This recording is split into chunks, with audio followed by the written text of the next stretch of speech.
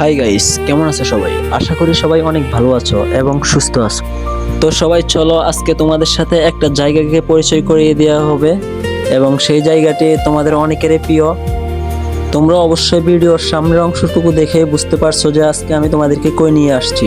তো আমরা আজকে যাব আলেকজান্ডার থেকে গজারিয়াচরের উদ্দেশ্যে। তো তোমাদেরকে দেখাবো মেঘনা নদীর মনোরম পরিবেশ এবং মনোমুগ্ধকর কিছু দৃশ্য।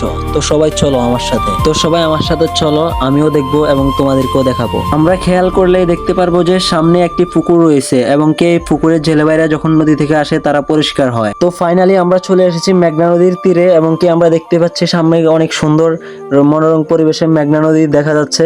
তো এরই পাশাপাশি আমি আমার নিজেকে একটু দেখাই নিলাম।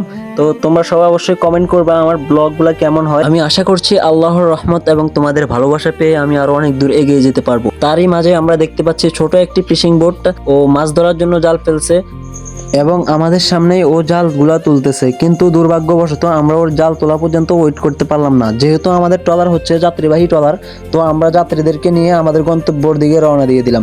এরই মাঝে আমরা দেখতে পাচ্ছি যে আমাদের যাত্রীগুলো তাদের গন্তব্যস্থলে নামতেছে। তো আমরা সবাই ওয়েট করতেছিলাম যে তারা নামার জন্য। এখন তারা নামা শেষ হলে একটু পরে আমরা আমাদের ট্রলার ছেড়ে আমাদের অন্য যাত্রীদেরকে নিয়ে তাদের গন্তব্যস্থলের দিকে আমরা রওনা হয়ে যাব। তো আমরা ইতিমধ্যে আমাদের ট্রলারকে ছেড়ে দিয়েছি। ইতিমধ্যে আমরা আমাদের মেঘনা নদীর মেন যে আকর্ষণ সেটি হচ্ছে ইলিশ মাছ। তো ইলিশ মাছের ঝুড়ি করা আমরা দেখতে পাচ্ছি, আর তার পাশাপাশি আপনাদেরকে দেখিয়ে দিচ্ছি দ্বীপটির প্রাকৃতিক দৃশ্য, সবুজ শ্যামলে ঘেরা এবং কি সামনে তাকালে মনে হবে যে তো দ্বীপের সাথে আকাশ একবারে মিশে রয়েছে। আর দেখতে পাচ্ছেন আকাশের ওয়েদারটা ইল্লা মাশাআল্লাহ, এক কথায় অসাধারণ জোস। মন খারাপ থাকলে একবার এই দৃশ্যগুলো দেখলে অবশ্যই মন ভালো হয়ে যাওয়ার কথা। এবং প্রাকৃতিক সবুজ শ্যামল দৃশ্যের ভিতরে পানির একটি নালা নেমে এসেছে। এরই মাঝে আমরা দেখতে পাচ্ছি যে আকাশ থেকে অঝোর দ্বারা বৃষ্টি নামতেছে। তারই পাশাপাশি আমরা দেখতে পাচ্ছি যে কিছু মালবাহী জাহাজ দেখা যাচ্ছে। এই জাহাজগুলা মূলত দূর থেকে দেখতে ছোট হলো, এগুলার ধারণ ক্ষমতা কিন্তু অনেক বেশি। বলতে গেলে 70 থেকে 100টি ট্রাকের মাল এগুলা একাই নিয়ে চলাচল করতে পারে। ক্যামেরায় হয়তো একটু ছোট দেখা গেল, এগুলা কিন্তু অনেক বড়। আমরা আগে দেখেছিলাম বইয়ের ভিতরে জাল মারে, এখন সরাসরি আমরা দেখতে পাচ্ছি যে একজন মামা নদীতে জাল মারে মাছ ধরতেছে। এরই মাঝে আমরা দেখতে পাচ্ছি যে একটি ছোট নৌকা মাছ ধরার জন্য নদীতে রওনা হয়ে গেছে। এরই পাশাপাশি আমরা দেখতে পাচ্ছি যে ইতিমধ্যে আমরা দেখতে পাচ্ছি একটি বালুর বলগেট যাচ্ছে বালু তোলার উদ্দেশ্যে। আবারও আমরা দুজন জেলে মামাকে পেয়ে গেলাম যারা মাছ ধরতেছে অনেক সুন্দরভাবে।